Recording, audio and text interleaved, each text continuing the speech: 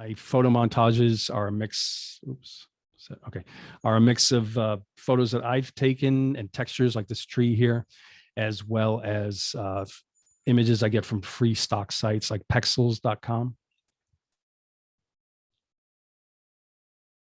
And these images were created this year, 2021, as well as last year, 2020.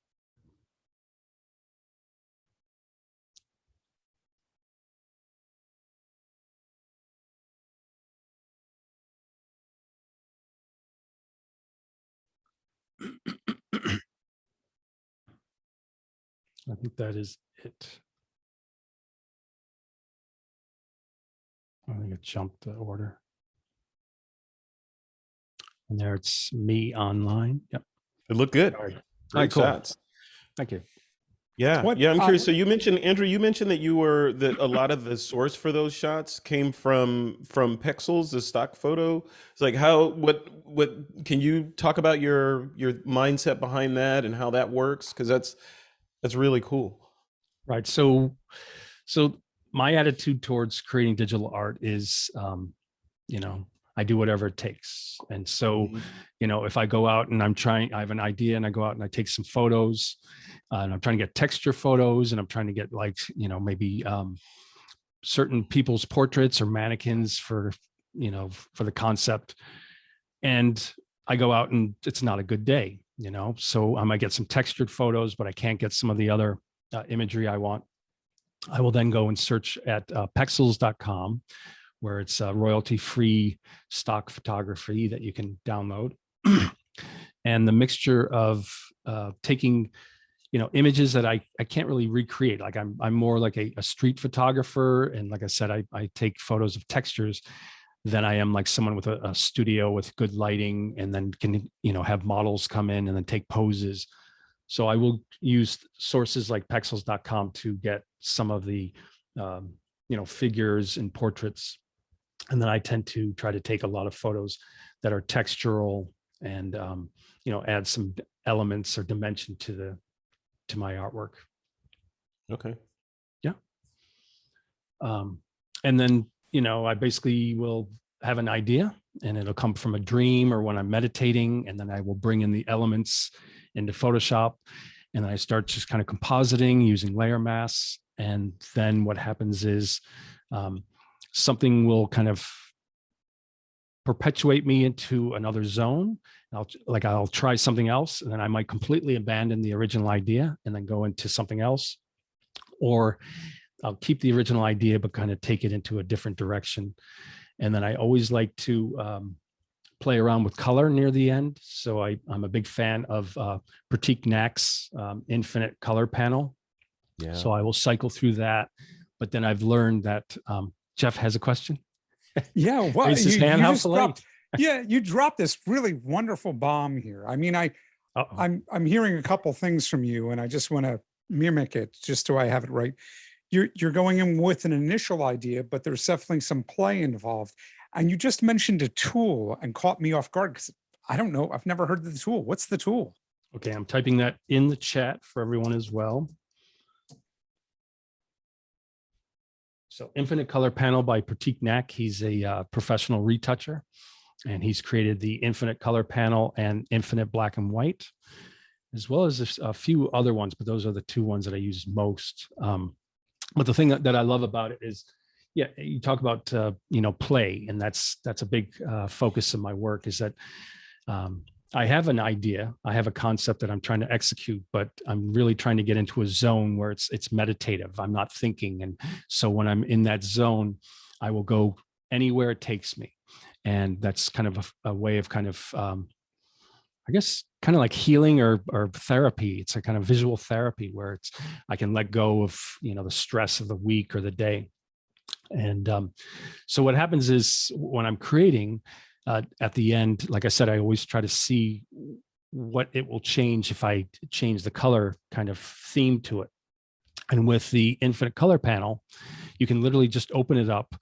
You can choose like basic, medium, or intense. And then you just click on this button and it cycles through and it creates like a color grading. So it'll do, I think it has like 4 different adjustment layers, such as, color balance and hue saturation, whatnot. And it'll do variations on a theme. So, the first one might be like a sepia tone, and then you click it again and it switches over to a blue. And then maybe you click again, blue or green or purple, purplish red. And so always doing that can kind of change the feel of my work a little bit or take it into a deeper level. And then the one thing I've done that I really like to do is I will do that, and then I will go into the Camera Raw filter in Photoshop, and then I will go to the color grading section itself, the new color wheels, which I really love. And then I will tweak some of the highlights, midtones, or the shadows to add to that. I don't like to be too dependent on the automation of the infinite color panel. So I like the idea of doing a bit of that and then going in and then tweaking it to my liking with the color grading panel in Camera Raw. John says, do the colors, textures often reflect your mood? Sure. I mean, I'm always trying to kind of, a lot of times my imagery is about, it's kind of like meditation. It's about trying to transcend, like, I don't like to do, I used to do it for advertising, very realistic photo composites. And I've done a lot of retouching in the past, and I got burnt out on that. Everything was always due yesterday. They're always dropping, bombs of work on me when I'm supposed to be going home in an hour, and I'd be there 3 more hours. So I guess in a kind of creative rebellion, I've decided that none of my work will ever be realistic again. So my work is always about kind of transcending or meditation or another world. It's always about kind of being free from a kind of real constraint in some way. Linda asks, do you do any digital illustration or painting? I have done that a bit, but I'm more into like photo montage, photo compositing. But I will go in and I will paint areas of color.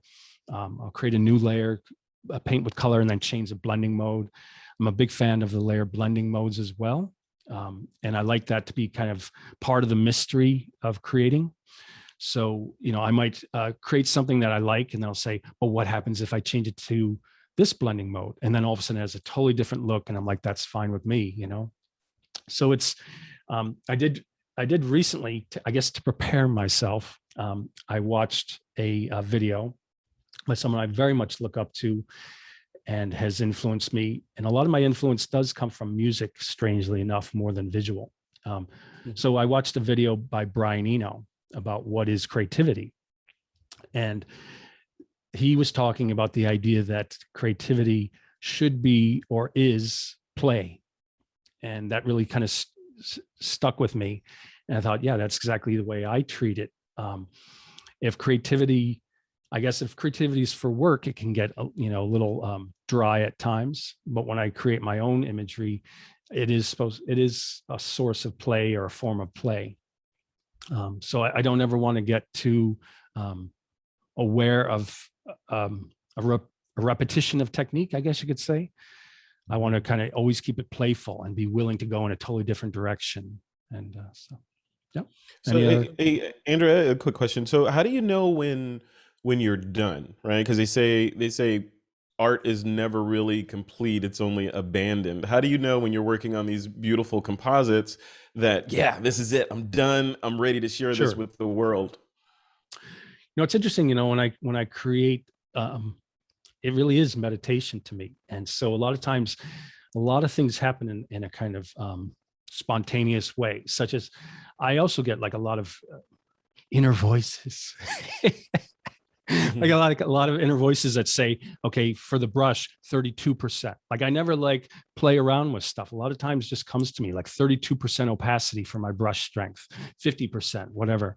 And then so a lot of the whole process itself is very kind of meditative.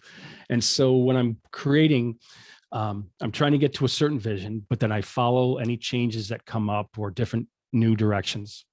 And then for me, it always seems pretty clear when it's done. And then the biggest challenge, though, is I'm trying to kind of do a self-induced trance when I'm creating.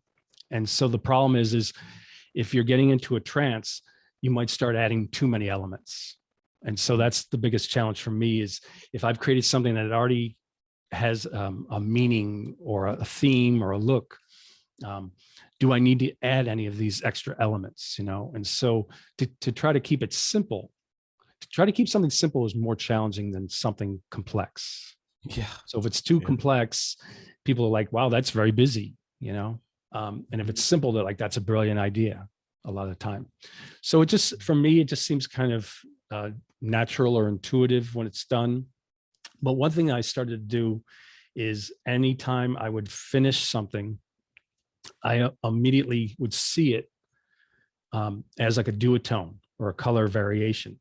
And so for at least this year, almost every image I've been creating, I will now do a second version where I convert it to grayscale and then do a little bit of the infinite color panel and then go into the color grading filter in Camera Raw and then change the color of it.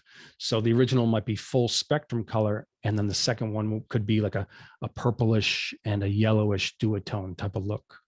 And then the interesting thing is when you post on social networks like Instagram, I'm always curious to see like who likes what, you know? So sometimes I'll post a color version and I'll get like 90 likes or something. And then I'll post the duotone and only get 45. I'm like, that's interesting.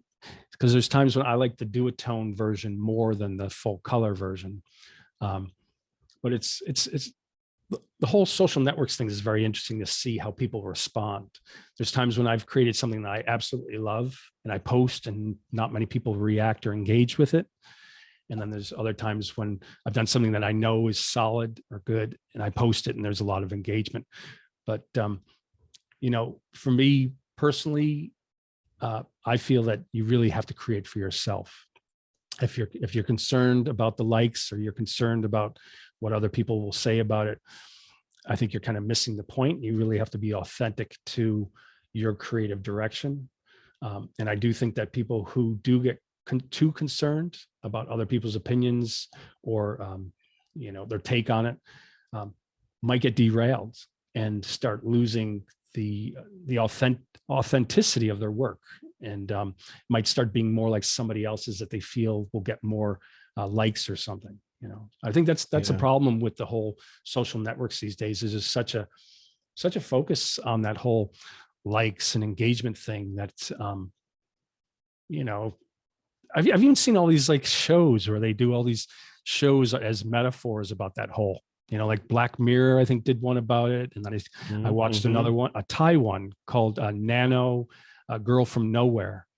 And there were a lot of takes about the whole kind of, I guess you could say, insecurity about social networks and, you know, getting the likes and all that.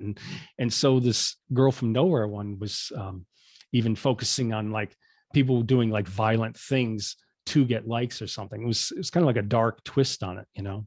Well, so John's making funny Andrew, face. as you're talking about that though, there's something that really comes to mind. You know, you mentioned this sort of popular attraction, chasing the tail, if you will, of social media. I don't think that that's tremendously new. My mom was an oil and canvas artist. I grew up, you know, in a household where there was a studio and clay and watercolor. And she had the same thing about likes, except it was called an art gallery and whether or not she would get an art gallery show, and then whether or not somebody bought her work. Yeah. And if she was always creating commercial material for that audience, she wasn't, in her case, expunging her demons as an artist. And, you know, it's that sort of thing where I always like to go, you know, what's old again is new again in that regard. Yeah. Frederick, I know you do a ton of portraiture. I mean, as far as why you create digital art, you know, obviously you're doing it for profit, but yeah, you know, I'd be interested to hear about some of the stuff you do that's not. Yeah, it's interesting. Thanks for asking, because you bring up a good topic, and I actually had this conversation with a guest not too long ago, and it was, what is your motivation for creating? And we boiled it down to three main things that generally you can categorize people into, and it's they're doing it for the likes, they feel like they need that social validation, or they're trying to grow their social presence for whatever reasons. And then the next level, and not in any tiered way, but one of the other levels would be you're doing it for money, right? So you're shooting, like Andrew was talking about, in the old days when he's working and they drop a pile of work on you when you have an hour left to go, and you're like, okay, so your motivation for that kind of work is money. You're getting paid to move pixels around. And then the third level is the amateur, or the person that does it for the love of doing it. Right, you would create, and that's where I fall in for the most part, because I share very little of what I shoot, because I'm doing it either for the person that I'm shooting it for, or for my own personal gratification. And as my social media numbers show, I don't share that much on social, because I'm not necessarily looking for the likes. Though on the podcast, the metric is download numbers, so I want to be talking about subjects that will engage people and drive download numbers. But for the art side of it, I'm the weirdo where I don't necessarily always want other people's opinions on the thing that I create. I'm not creating it for people to say, "Oh, look at what you did, Frederick. That's beautiful." It's just that's just not who I am. So I'm kind of like there too, but in a certain kind of spin off of that. So I love sharing my work, but I tend to I run these big groups on Facebook, right? But I tend to always say no CC wanted, because the tendency in those groups is they give constructive criticism. And when I create something like you, it's personal and it's not necessarily for the likes. I feel like I want to share it, but I don't want it to be, chiseled away and critiqued. And another thing is, I've also throughout the years gotten a lot of requests for, can you do a live event where you show how to do this? And I did do a couple to kind of, be nice to members of the group and stuff, but I don't like that. So when people say, how do you do that? It's like saying, I just went into another realm. The world opened up and I went into this mysterious world, another world, and it revealed itself to me. And then you're like, well, how did you create that? It's like, no. It's like, if you go into that other world, you don't say, how did I get there? You're there. So just enjoy the meal. Enjoy the meal. Don't worry about how I cooked it. Just enjoy the meal. If you've had an amazing meal and then someone says, well, what are all the different spices you used? It kind of makes it sad almost, because the meal has gotten to a certain point where it's maybe even transcended, other people's versions of it. And then you have to dissect it and break it down, So that's kind of a hard one. It's a hard one because I've run these groups where the tendency is for constructive criticism, but yet I always say no CC on my images. Cool. Now I did want to give respect to Kevin. He had some great questions. And so I wanted to kind of go over that. So first, he says he loves the concept of creativity equals play. Yeah, I mean, like I said, if it's for work, it can get a bit dry and it's what you have to do. But if it's for yourself, I think creativity can be a fantastic form of play. And to be honest, in some ways, for adults, it might be the only form of play we have. I mean, it's sadly, we're so busy all the time and we think about money all the time and responsibilities and health and the health of family members and the aging process. I mean, there's so many things that we have to be responsible for, that creativity seems to be, it's our playground as adults, and that could be music, art, philosophy, whatever. But I do think it keeps me sane, that's for sure. But yeah, and that was also, Brian Eno's statement that creativity is and should be play. And then that's also a good springboard to talk about Brian Eno, because you asked, do you listen to music while you create? Absolutely. In fact, a lot of my images have been inspired by music.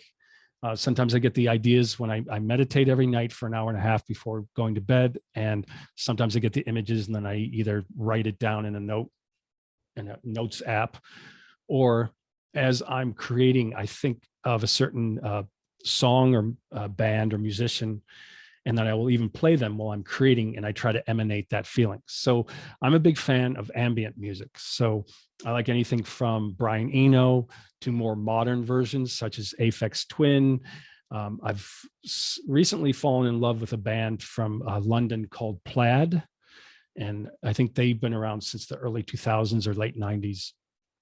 So Plaid, and then there's a guy who started doing ambient music in San Francisco named Tycho. So I like Tycho. And there's a lot of really great online radio stations. So I listen to Soma FM, which is South of Market FM. So it's a San Francisco based radio, and there's no commercials. So I love that. So the minute I turn it on, I put on, like, there's Deep Space One or something, and Groove Salad is another, there's these stations, but the minute you turn it on, you never hear any of that nonsense of, and the one thing I can't stand, I like Spotify, but the one thing I can't stand about Spotify is you'll be listening to something like, say, deep ambient music, amazing creative music, and then all of a sudden the commercial will be like total pop music, and it's like, wait, what are you doing to me? Like they put you in a total different zone for the commercial. It's like, you gotta pay for that if you want to. So, but yeah, music is huge. Music, like, and I did, to be honest, I did try to be a musician when I was younger. My mom had me take piano lessons, and I took drum lessons, and both times the same thing happened that turned me off about being a musician. When it came to piano, you had to keep doing the keys over and over again. And I was like, no, can I play something? And then when it was drumming, you would think about this beautiful drum set where you could play some great rhythms or a bongo or something, and they give you a rubber mat, a rubber mat to keep, practicing on. I'm like, no, where's the drum set, So I just did not have the patience for that. Whereas, like, when I was younger, I did fine art, I did drawing and painting, went to art college and was a printmaking major. And then in the 90s, I got into Photoshop and then got into digital art. That all seemed to be kind of something that you could do as you were getting better. So like when I was drawing in the early days and drawing from models in art college, you could be bad at it, but you'd be also doing it. You weren't like hitting a rubber mat, you were drawing, so. Well, Andrew, I'm going to tell you, I'm bad at it every day. I go out of my way to be bad at it. I kind of try to cultivate. So something I've come across, somebody explained it, and you probably share this at some level. I really enjoy trying to be an inquisitive idiot, with the tools, with the things I'm playing with. I'm trying, I froze, at least on my side, but I'm trying to, at some level, get myself always out of my comfort zone in some level of creativity. Sometimes it works out really well and sometimes it doesn't. Yeah. Yeah. But that, Jeff, how do you know when how do you know, the same question I asked Andrew, how do you know when you're from a filmmaking cinematography standpoint, which is where you play mostly, how do you know when you're done? Is when the clock says you're done, or when do you know? So it's a great question, Frederick. The answer is you never know. You just have this itch that needs to be scratched at some cohesive level. I'm not talking about something that's got to get into a film festival. I'm not talking about something that's an illustration, a photo I'm working on. I'm talking about, man, I just need to fix this thing, or I'm not happy with it. And sometimes I'm going to put it down. I've got the next piece of fire under me that I want to follow. I'm running here at this event a 15-second creative workshop. We're going to try some screenings and stuff next week. I've run one inside of your group last week, and I forced myself to use the same exact constraint I asked other people to do. So I finished something, it's 40 or so seconds long. I have things I need to fix on it, but I can't because a deadline happened. And for me to be respectful to the other artists, I've got to keep it to that deadline. Yeah, it's the deadline. How about you? I mean, how do you, Frederick, know when those things are done? Yeah, I don't. That's the thing. So depending on the project, because it could be a number of different things that I'm excited about, whether it's editing some video or some compositing project or a portrait retouching job or something like that. But depending on what it is, when it's kind of like what you said, Jeff, when I feel like I'm at that point where, okay, this is good enough to show the person who's going to ultimately see it, whether it be a group of people or one person. If I feel like I've reached that point and everything after that is just me pulling threads off of the suit, you know, and making it even more perfect. But if I feel like I've gotten to that point, it can ship after that. And everything else is just me with the headphones on, bad posture in my chair, you know, trying to look for things that I could possibly improve a little more. But at any point during that window, it could ship. So, you know, I don't know. I guess the clean answer to that is it depends, I guess. Yeah. One of the differences, I mean, we're talking digital as a medium. Yep. I fell into digital because I can't draw a straight line to save my life. I remember digital darkroom, which predecesses Photoshop, back, I want to say like 87-ish, 88-ish, and using Mac Paint back in the day. Frederick, did you start, like, I have a feeling you started more through a lens to these tools than oh man, you want me to date myself, man? You want me to go ahead and I just dated myself. It's your turn. And then Andrew, I'm going to throw the same thing at you. I started with this thing. I don't know if you remember it, but it was this substance called film. And we used to have to put it in a camera and expose it to light and then run it through chemicals, probably carcinogens, right? to get an image out of it. Then you projected it on paper and ran that through chemicals to get the image off the paper. But, you know, so that's where the world of me being interested in this digital stuff came from, because I started in that world. And I remember this is in the military. I was in the military for 8 years as a combat photojournalist. And my first tour of duty was in Tokyo at Yokota Air Base. And that's where I was learning all this photography stuff, because I was a photographer there. You got to learn the basics of photography. And I remember having this book. This is back when we had books. I remember having this book on special effect photography, and it talked about double exposures and long exposures and trailing light and, you know, using the flash to do all this cool stuff. And I was just enamored with all that. And then you fast forward a couple of years to Photoshop. So I started learning Photoshop on version 2. Photoshop version 2 which was pre-layers. I think all we had back then was channels, I think. Yeah, layers came in version 3. Yeah, so there was no layers. So it was all save as, change the name, save as, change the name, you know, to revert back and all that. Yeah. So, you know, that's kind of where I kind of got started on this trajectory. And then, you know, the subsequent versions of Photoshop gave us more and more and more and more power. And I think my learning curve went like this and then flattened out around the Kai's Power Tools era, right? It's like, okay, I think I know enough stuff to be dangerous. And that's kind of where I am right now. I'm no Pratik, right? Pratik he's a virtuoso with Photoshop and moving pixels around. And I would say I'm more of a, you know, I can get around and play the drums a little bit in Photoshop. So yeah, it's fun stuff. I don't know. And it's still for me, it's still a learning process, you know, like I did in my talk yesterday in the creativity conference. We're talking about the constant thirst, or my constant thirst of learning new things and stretching and trying new things and not being afraid to try new things and fail. And that's kind of where I've stayed throughout my career. Where I am kind of now is I am what they call it, like a just-in-time learner, JIT. So a just-in-time learner, where if there's something that I want to do, like I'm inspired by Andrew's work. I'm like, wow, that looks amazing. I want to try that. So now I have to figure out, you know, how I can take what I'm seeing in his work and apply it to some things that interest me. So now that's a new tangent that will spark new synapses and pathways in my brain. So I don't know, it's all fun. So first I want to say, I'm not sure if you can hear it in the background, but there's someone sawing a tree. Can't hear it. Oh, good. Yeah. Can't That's hear one it thing at I all. love about this microphone. Yeah. This microphone really isolates the voice.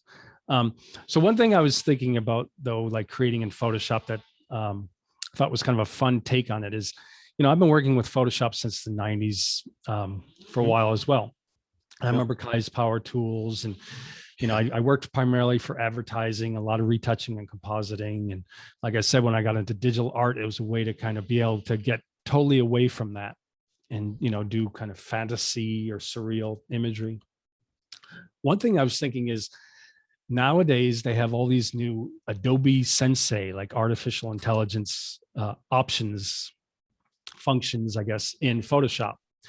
And so you have the ability to like make a selection when you're retouching and then do a content aware fill, and it reads the information around it and it fills it for you. So you don't even have to do the retouching. And I started thinking what I'd like to do, as long as it's not too messy, is the idea of creating artwork where on purpose, I make selections of, say, like it's a portrait or something, and start using like content aware fill, and then see the distortion and the abstraction it creates to create something new. So I was thinking the idea of, after all these years of using Photoshop logically, to start using it illogically, to start taking the tools and seeing what abstract worlds they can create by using them the way that you're not supposed to use them. Yeah. So I think it could be a lot of fun, Adobe Sensei stuff. Now, once again, I see a lot of comments in the chat, so I wanted to kind of go over some of those. Now, first is, let's see, where was the one?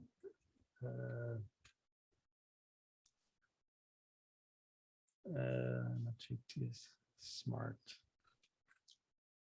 Oh, Sally said, I don't know how I got there is not the best answer either. So I'm hoping if I did say something like that, I didn't offend someone's way of speaking of their work and their work process. I'm not sure if I did technically say I don't know how I got there, because the truth is, I think the way of being good at anything is you try to get as good as you can with the tools so that you can forget them. And that's what I've worked. I've been working with Photoshop since the 90s. So now when I work and I create, like I said, I kind of like it to go into a zone where I just say like 32% opacity, try this color, do this. And it's all kind of, a trance, almost a creative trance. But for sure, I've put in the time since 1991, I think it was, to learn these tools inside and out. I don't use 3D so much, but I know Photoshop pretty much A to Z, and also tutor it. So one of the things I find interesting, Andrew, though, that you said in there, and it's I think an important treatise about the way art happens, is the more the tool gets out of your way, the more it becomes, your mind's image into, even if it's a play, even if it's, I'm throwing, I'm splattering paint on the wall, what I get on the wall is a part of the art. It's the chaos of me whipping the brush, but I'm not thinking about whipping the brush. I'm going, I want some more blue over there. Now some green. Absolutely. And it's jazz, right, definitely Jeff? some true there. Well, it is jazz. I think a lot of what Creative we're talking jazz. about here is some creative free form. And again, it does come back to music, like Andrew was talking about. Absolutely. Let's see. Andrew, are you creating when you go into your zone? What does that look like? Like, are you, like I said, bad posture in your office chair with your noise canceling headphones on, the light dimmed with a candle? What does that look like? I play my music out loud. I don't use headphones. Sometimes I'm using a Wacom tablet. Sometimes I'm even using a mouse, because even the idea of using a mouse and trying to be painterly is a challenge. And Jeff was talking about the idea of constraints. That can also be a theme sometimes. So I might have a general theme, but I will then grab only 3 images and say, okay, with only 3 images, I have to get to where I want to be with this image. So that becomes a challenge. And then sometimes, I'll do things like, use a brush that's too large for something that I'm trying to do detail on, and let that be a challenge. Getting into the zone is, for me, is, great music, having a general idea, and then just starting to create and then seeing where it takes me. I use layer mask a lot, and I'm a big fan of layer blending. So with the layer blending modes, I do know what the different groupings do, so like you have a grouping that's like multiply and darken. So the darker areas of the top layer will show and knock out the lighter layers. And then the next section might be like lighten or screen, where it does the opposite, where lightened areas will stay and dark areas will get popped out. And then overlays kind of mix of the two. And overlays tends to be really great for blending like texture. So if I had a portrait and I wanted to blend like snake skin or rocks into that form while keeping the details of the nose, eyes, mouth, overlay is really good at that. But I often ask Andrew, pardon me for interrupting, I often ask people what their favorite blending mode is, and please tell me why it's screen or overlay. Well, for me, I was going to say though, I know what the different groupings do, but I tend to just do like Shift plus and zoom through them. And so whatever kind of shows up for that image. But, you know, overlay you would think would be the number one for like photo montage, this type of compositing. But surprisingly, lighten and screen tend to be the best. So if I have an image, say it's a portrait and it's really nicely lit and there's that like outline around the side of their portrait, and the rest is kind of in shadow. Once you go to lighten or screen, the light part appears and the rest dissolves. So that by going to lighten or screen, that is taking care of a lot of the layer blending or layer masking that I would have to do. So I use layer blending modes as a way to, in some cases, do less work in terms of layer masking. And as well as selections. Like sometimes I don't need to do a selection of a subject because the layer blending mode knocks out the dark background or the light background. Did either of the two of you ever spend any real time in After Effects? I asked for a very specific reason. Yeah, Frederick might have. I myself, I've been a bit stubborn with staying with like Photoshop and Lightroom, and then Adobe they had a feature called Brainstorm, where you'd give it an animation, give it something, and you'd go brainstorm. And it would show you like 10 different versions. You would say, I like that one the best. And it would show you 10 based on that. And I really wish there was a little bit more of that play in these sort of tools. Yeah. You know, there's a lot of data moshing going on, and it's interesting. It's not something I'm really digging, but it's definitely fun to play in. It's that sort of thing that kind of allows you to be gritty with your pixels along those lines. Nice. You know, the challenge too, I think, as a creative is well, for me, I tend to want to do everything myself because I have my view of it, my vision, right? But the challenge is to learn to ask for help and have friends who you can pay to create things.